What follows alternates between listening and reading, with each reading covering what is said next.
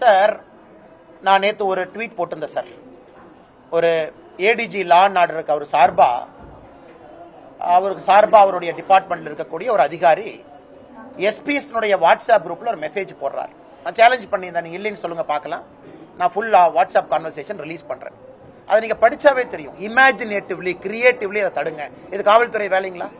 உங்களுடைய மூளையெல்லாம் பயன்படுத்தி இதை தடுங்கன்னு ஒரு மாநிலத்தினுடைய போலீஸ் உயர் அதிகாரிகள் ஒரு எஸ்பியினுடைய வாட்ஸ்அப் குரூப்ல போடுறாங்க. இது ஒரு பக்கம். அறநிலைத்துறை அதிகாரியினுடைய பேர் போட்டு எந்த கோவில் போட்டு ஆடியோ கான்வர்சேஷன் ரிலீஸ் பண்ணோம்.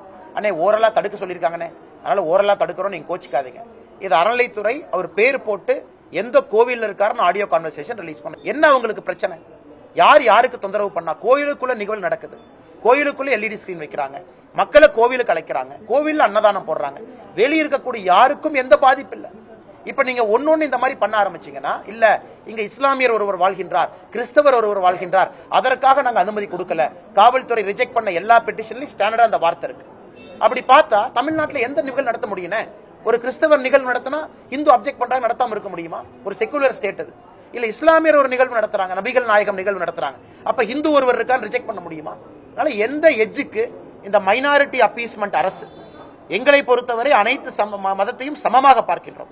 இதை மைனாரிட்டி சகோதர சகோதரரே விரும்பல, இதை கிறிஸ்தவ சகோதர சகோதரிகள் விரும்பல, இஸ்லாமிய சகோதர சகோதரிகளே இதை விரும்பல. ஆனா மாநில அரசு அவர்களை கவர்வதற்காக எதற்கு இந்த வேண்டாத வேலையை 3 நாட்களா செய்யறாங்க. அதனால் இதை வன்மையாக கண்டிக்கத்தக்கது மட்டுமல்ல. ஒரு இடத்துல குடும்ப விழா போட சேலத்துல பாத்தீங்கன்னா அந்த இளைஞர் அணி மாநாடு நடந்து கொண்டது, அதுக்கு அனுமதி இருக்கு, அதுக்கு டிராபிக் பிளாக் பண்றாங்க, 6500 போலீஸ் போட்டிருக்காங்க, லட்சக்கணக்கான மக்களுக்கு அசௌரியம் அங்க இருக்கு. ஆனா ஒரு கோயிலுக்குள்ள தனியா அமைதியா நடத்தக்கூட நிகழ்வுனால அசம்பாவிதம் ஏற்படும், அசௌரியம் ஏற்படும் உங்க பேன் பண்றாங்கன்னா நாம் புரிந்து கொள்ள வேண்டும். பிரைவேட் டெம்பிள்ல நீங்க எல்இடி வைக்க கூடாது, பிரைவேட் ஹால். ஆர்கனைசர்ஸ் ஒத்துக்கிட்டாங்க. அதன் பிறகு ஆர்கனைசர்ஸ் காவல்துறை கேட்கறாங்க, எந்த அதிகாரத்துல நீங்க லெட்டர் கேட்கறீங்க, உங்களுக்கு என்ன லோக்கல் ஸ்டாண்ட் இருக்கு, என்ன சட்டம் பிரிவென்ட் பண்ணுது? அதற்கு காவல்துறையிட்ட பதில் இல்லை. அதாவது பிரைவேட் ஃபங்க்ஷன், பிரைவேட் டெம்பிள் அன்னைக்கு என்ன நீதிபதி ஜட்ஜ்மெண்ட் கொடுத்திருக்காங்களோ இதையே நேற்று நள்ளிரவு லேட் இரவுல ஆர்கனைசர்ஸ் கேட்டாங்க, சார் எந்த செக்ஷன் படி நீங்க எங்களை வைக்க கூடாதுன்னு சொல்றீங்க சொல்லுங்க.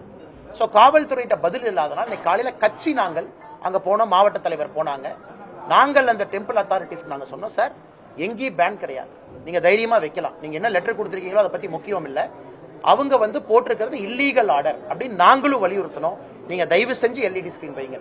அதான் இன்னைக்கு காலையில் நடந்திருக்கக்கூடிய நிகழ்வு. செய்திகளை உடனுக்குடனும் துல்லியமாகவும் தெரிந்து கொள்ள சப்ஸ்கிரைப் பண்ணுங்க.